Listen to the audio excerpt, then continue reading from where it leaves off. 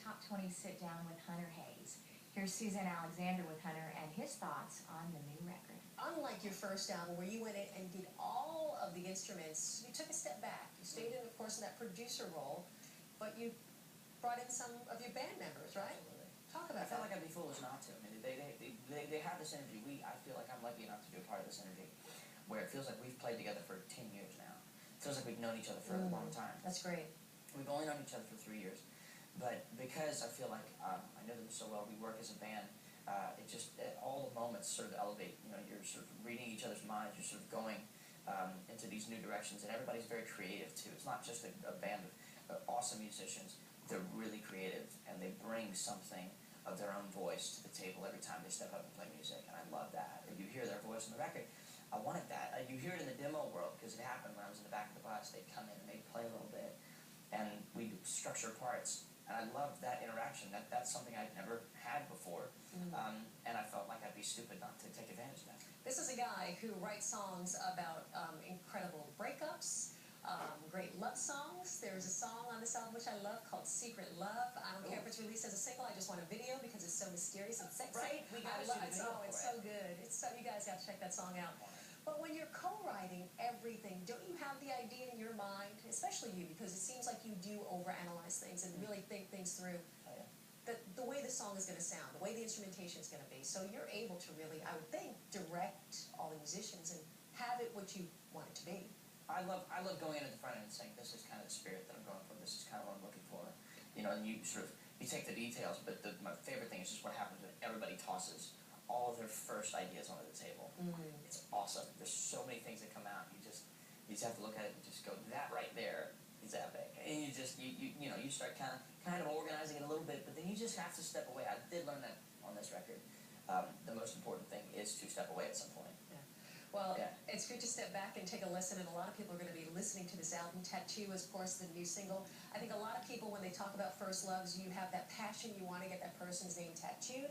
I think a lot of people, when they're 30-something and marrying somebody else, are going to go, darn you, Hunter Hayes, I got this tattoo. But there is that influence that you have on this whole younger generation, that they're listening to what you're saying and listening to the songs and really affecting people. I mean, I'm sure you hear these stories. Well, I just bought a chain tattoo parlor, so. Smart man. No, I didn't. I'm starting to think maybe I should.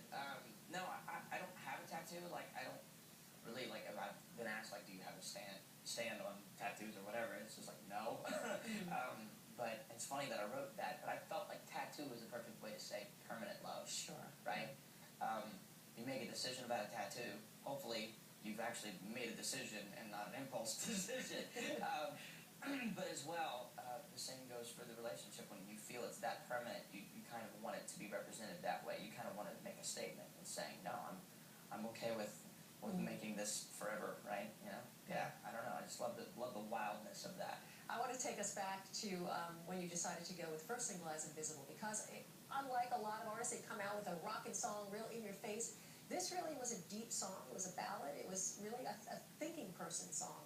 Talk about the decision to come out with this one and the whole writing process, because a lot of people, I would think, would relate it to you and your personal experience in high school. Absolutely. Well, yeah, I think the writing process was really, I mean, there wasn't much to it.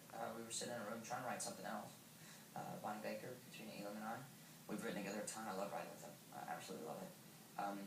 And we just started talking about our experiences. And that shift that happens, you know, the fact that we get to tell our story, and we get to share both sides of the story, where it's like, you know, I saw myself as different, and I saw that as a bad thing too. Now I've seen my story change in such a beautiful way. I owe telling the story to someone who might be going through something similar. Did you get a hard time as a kid? Were you teased? I mean, were you really into music as much as you are now? But you were, because you were a kid. Obsessed. So did friends give you a hard time? Go, hey, dude, enough with the music. Let's get that out, you know? A little bit of that, a little bit of everything, you know? Yeah.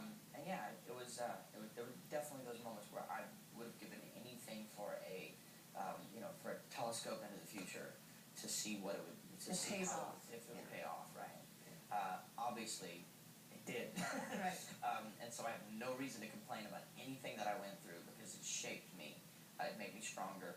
It gave me something more too, to believe in myself. Like I had to to say, no, I'm committed to this, and I'm going to show why I'm committed to this, why I love this as a passion, as an obsession.